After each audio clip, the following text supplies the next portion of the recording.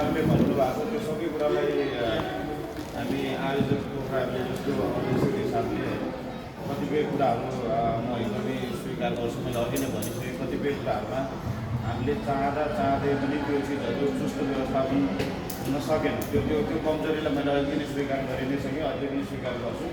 र अब यो प्रोग्राम सकिसक्यो र आज हामी यहाँ चाहिँ प्रेस मिटमा बसिरहेछौँ। अब गर्न सकिने भनेको आउँदो दिनहरूमा त्यसलाई सचाउने नै हो होइन। अब त पछाडि फर्केर त्यसलाई गर्न सकिँदैन।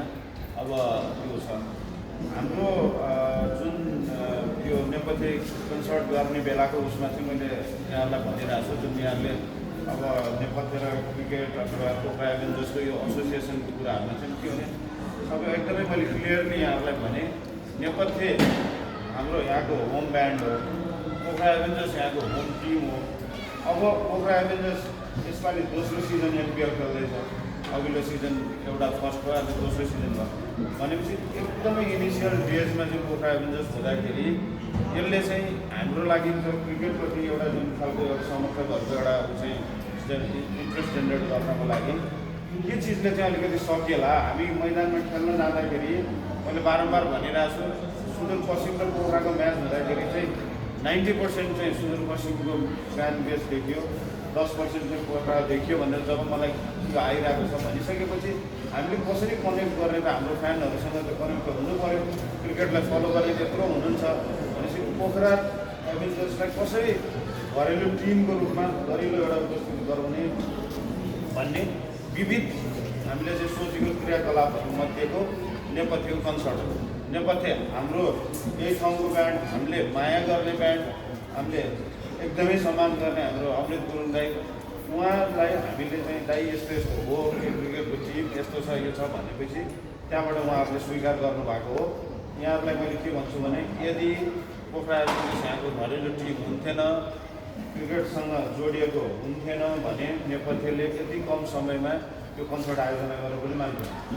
हामीलाई उहाँहरूले बारम्बार भनिरहेको छ, तपाईँहरूको के छ, तपाईँहरूलाई हाम्रो त्यो नेपथ्यको भोलि चाहिँ अहिलेसम्म यस्तो विदेशमा अस्ति वेम्बलीमा गर्दाखेरि फुल स्टेडियम भरेको चाहिँ हामीले कन्सर्ट गरेर छ। यो छ आफ्नै ठाउँमा आफ्नै घरमा गएर चाहिँ कन्सर्ट गर्दाखेरि चाहिँ सोचेको जस्तो भएन भने त त्यो ठुलो समस्या हुन्छ नि हाम्रो ब्रान्डलाई त भनेर मलाई उहाँहरूको जुन ब्रान्ड हेर्ने टिमले चाहिँ मलाई के बनाएको थियो होइन। मैले के भने होइन, हामीसँग अघिल्लो सिजनको चाहिँ हाम्रो फ्यान्सहरूको हामीलाई चाहिँ माया गरेको, उहाँहरूले हामीलाई समर्थन गरेको केही साइन्टिफिक डेटा छ। किन भन्दाखेरि हाम्रो हरेक म्याचहरू लाइभ स्ट्रिम हुँदाखेरि कति जनाले हेरेको छ भन्ने डेटा हामीलाई क्यानले दिएको छ। हामीले अघिल्लो सिजन पनि सीमित टाइमको बावजुद पनि हामीले केही एक्टिभिटिजहरू गरेको थियौँ। त्यो ट्यालेन्ट हन्टको बेलामा चाहिँ कति चाहिँ यहाँ सहभागी भयो भन्ने डेटा छ। त्यसपछि सीमित रूपमै भए पनि जर्सी त्यो बेलामा पनि बेचेको थियौँ, कति समयमा कति जर्सी बिकेको छ भन्ने पनि छ। भनिसकेपछि हामीलाई एउटा कन्फिडेन्स के थियो भन्दाखेरि हामीले जुन सुरुको प्लानिङ अनुसारको 8,000 को लागि चाहिँ यहाँ त्यति समर्थक त्यति फ्यानहरू यहाँ आउने अवस्था चाहिँ बन्छ भन्नेमा थियो। तर के भने अब सोचेभन्दा बढी चाहिँ समर्थकहरू जोडिन चाहनुको, सहभागी हुन चाहनुको भनिसकेपछि हामीले त त्यो त सबै अनलाइन गरिरहेको भएर हामीसँग सबै डेटा भइसकेपछि होइन यसलाई चाहिँ यो गर्नु पऱ्यो भनेर धेरै छलफल धेरै भएर चाहिँ हामीले 10,000 पुऱ्याएको हो। अब के भने यो कुरामा 8,000लाई किन 10,000 पुऱ्याउनु भयो, नेपथ्यलाई तपाईँहरूले चाहिँ प्रयोग गर्नुभयो यो भन्ने कुरा हो। नेपथ्य हामीले प्रयोग गरेकै हो, त्यसमा कुनै उ छैन। नेपथ्यलाई हामीले ल्याएकै हो, उहाँहरूलाई रिक्वेस्ट गरेकै हो यो आइदिनु पऱ्यो दाइ, हामीलाई चाहिँ पोखरा एभेन्जर्सलाई माया गरिदिनु पऱ्यो। क्रिकेटको विकासमा यहाँहरूको यसले पनि एउटा देन दिन सक्छ। गण्डकी समग्रमा पोखराको उसमा चाहिँ हजुरहरू जोडिँदाखेरि हामीलाई चाहिँ एउटा त्यो फ्यान बेस निर्माण गर्न चाहिँ सजिलो हुन्छ भनेर भनेकै हो। त्यो हामीले अब त्यसलाई राम्रो तरिकाबाट चाहिँ प्रयोग गरेको हो, उपयोग गरेको होइन। हामीले के भने त्यसमा यहाँहरूले एकदमै त्यसरी नलिदिनु हुन म एउटा चाहिँ अनुरोध गर्छु। उहाँहरूसँग टेक्निकल्ली मसँग यहाँ पनि छ क्यालकुलेसन्सहरू, त्यो उहाँहरूले चाहिँ त्यो नभइकन गर्दै गर्नुहुन्न कि उहाँहरूले आज नेपथ्य किन भयो भने उसले सर्टेन अरू ब्यान्डहरूले गर्ने कम्प्रोमाइजहरू चाहिँ नेपथ्यले गर्दैन होइन। त्यो भएको भएर सबैजनाको सरसल्लाहमा हामी उहाँसँग बस्यौँ, नेपथ्य बस्यो, हामी बसेर सबै गरेर अनि त्यसपछि त्यसलाई क्यापेसिटी इन्हान्स गरे हो। तर हजुरहरूलाई म के भन्छु भने हामीले त्यसलाई हाम्रो आजको मिसन के छ भन्दाखेरि यदि त्यसलाई सोल्ड आउट गरेर हामीले जुन सुरुमै बन्द गर्ने अवस्था नभएको भए र उहाँले भन्नुभयो जस्तो अन्तिममा हामीले चाहिँ त्यसलाई पुरा खुला गर्दाखेरि हो यो यति कम टाइमको बावजुद पनि हामीले यहाँ 10,000 हुन्छ कि 15,000 पनि हुने रहेछ भन्ने हामीले बुझेको छौँ। तर के त्यसको लागि त अहिले त हजुरहरूको यत्रो गुनासो आइरहेको छ, लजिस्टिक्स म्यानेज भएन, यो भएन, हामीलाई बोलाउनु भयो, त्यो अनुसारले चाहिँ हाम्रो यस्तो भयो भन्नुभएको छ भने पूर्व तयारी बिना त्यो गरेर त हुने थिएन नि त। त्यसले गर्दा धेरै क्यालकुलेसन गरेर सबैजना गरेर सेक्युरिटी थपेर गरेको, त्यसको बावजुद यस्तो भयो होइन। त्यही भएर मैले के भन्दैछु, अझै पनि मैले एकचोटि यहाँ सबैलाई भने हामी एकदम क्षमा याचना गर्छौँ है पोखराको तर्फबाट। यहाँहरूलाई बोलाएर त्यो गर्ने कुनै हाम्रो इन्टेन्सन थिएन। कोहीबाट हाम्रो टिम आयोजक टिमबाट कसैले त्यस्तो खालको गरेको रहेछ भने त्यो जुन भिडको उसमा उहाँहरूले चाहिँ त्यो एकदमै प्रोपरली आफू त्यो ओरिएन्ट हुन नसकेर गर्नुभएको हो। कसैलाई त्यस्तो कुनै हामीले भनेको पनि छैनौँ, सबैलाई सहभागी गरौँ भन्ने थियो। अलिकति हामीले गरेको चाहिँ के थियो भन्दाखेरि धेरै चाहिँ सहभागिताको लागि प्रश्न आयो, के अरे रिक्वेस्ट आइसकेपछि पहिलो प्रायोरिटी हामीले संस्थागतलाई दिएको थियौँ क्या। संस्थागतबाट जुन चिठी नै सही माग भएर आएकोमा हामीले कति सक्छौँ त्यसरी गरेँ। तर के हुने रहेछ अब यहाँ चाहिँ अब अलिकति ऊ देखेँ मैले भने अब एउटै संस्थाले 100-100वटा माग्दिने, अनि 100वटा चाहिँ 100वटा संस्थाले मागेपछि हामीले चाहिँ 10,000 त त्यही भयो नि होइन। भनिसकेपछि कमसेकम पनि अब सबै खेलकुद प्रोग्राम थियो, खेलकुद सङ्घहरूलाई समेट्नै पऱ्यो।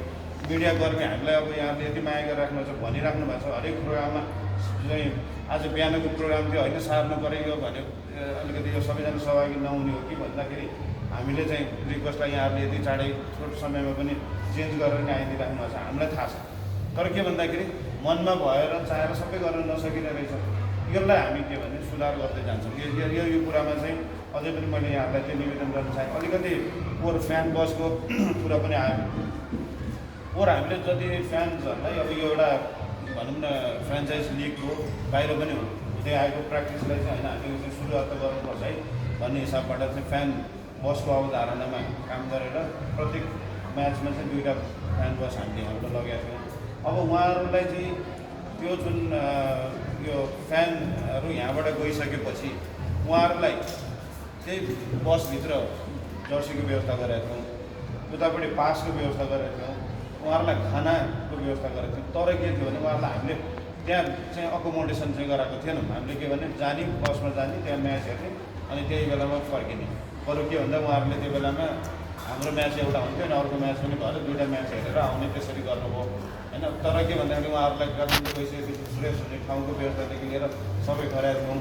अब त्यो मलाई चाहिँ सबै राम्ररी सम्पन्न भयो भन्ने रिपोर्टिङ आएको। अब यहाँहरूसँग अरू के त्यस्तो खालको जानकारी छ भने त्यो लिएर हामी यसपालि पनि त्यसलाई सुधार गर्ने प्रयास गर्छौँ होइन। अब तर के भने हामीले यहाँबाट लगेर अलपत्र पार्ने भन्ने कुरा त्यो हुँदैन। नभए त त्यस्तो अलपत्रै पार्ने यो नै गर्ने भए त किन 2टा भन्थ्यो होला र होइन। त्यो हुन्छ। अब यसपालि पनि हजुरहरूलाई म फेरि के भन्दैछु भने अहिले पनि हामी क्रिकेट सङ्घसँग एकदमै ठुलो चाहिँ डिस्कसनमा छौँ कि, किनभने स्टेडियमको क्यापेसिटी पहिलाभन्दा घटेको छ भन्टिङमा। जम्मा चाहिँ 9,987 कति यति सिट्स छ त्यहाँ। पहिला के हुन्थ्यो, चौरमा कोचेर पनि बस्न मिल्थ्यो, अलिअलि रुखमै बसेर हेरेको पनि देख्यो, पर्खालबाट पनि। अब यसपालि कुनै पनि त्यो अलाउ नहुनु छ भनिसकेपछि पोहोर कुनै फाइनल म्याच अथवा ओपनिङ म्याचहरूमा त्यहाँ हामीलाई लाग्छ कि 13-14 हजार मान्छे थियो। अब यसपालि चाहिँ के भन्दाखेरि त्यो 9,900 भन्दा त अरू यसपालि त सिट नम्बरवाला चाहिँ टिकट गर्दैछौँ भनिसकेपछि त्यहाँ चाहिँ अब सबै टिकट किन्नेले, हाम्रो पोखरा एभेन्जर्ससँग जोडिने हाम्रा खेलाडी, अफिसियल्स, हामी, हाम्रा फ्यान बसका कुरा अगाडि आइहाले, स्पोन्सर्सहरू भयो भने त्यो 8वटा टिमको कुरो भयो होइन। भनिसकेपछि एकदमै लिमिटेड क्यापेसिटी त्यहाँ पनि छ।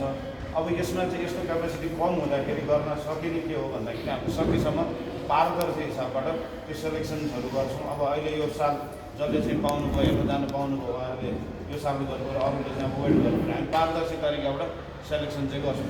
त्यो कुरा यहाँहरूलाई मैले भने।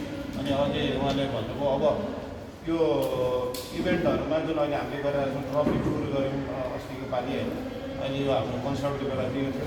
यहाँहरूलाई म के भन्छु भने म यही ठाउँमा जन्मेको मान्छे हो। मैले पोखरा एभेन्जर्स टिम लिनु भनेकै मैले मेरो आफ्नो चाहिँ यो भेगसँग जोड्यौँ, आफ्नो चाहिँ ठाउँसँग जोड्यौँ भनेर चाहिँ गरेको भनिसकेपछि यस्तो कार्यक्रम आफ्नो ठाउँमा भएको कार्यक्रममा म व्यक्तिगत हिसाबले फुल्ली इन्भल्भ हुनुपर्छ भनेर म इन्भल्भ भइरहेको छु कि। अनि त्यसले गर्दाखेरि सबै चिजमा आफू इन्भल्भ हुँदाखेरिको राम्रो पक्ष र नराम्रो पक्ष 2टै हुने रहेछ होइन। अब नराम्रो के भयो भने म हजुरहरूले चाहेको जति एक्सेसिबल भएन होला, त्यस्तै भयो। धेरै कुराहरू हेर्नुपर्ने भएको र तर के भन्दाखेरि अघि मैले सबैलाई एउटा भन्दा त्यो चाहँदा चाहँदै गर्न नसकेको कुरा हो तर त्यसलाई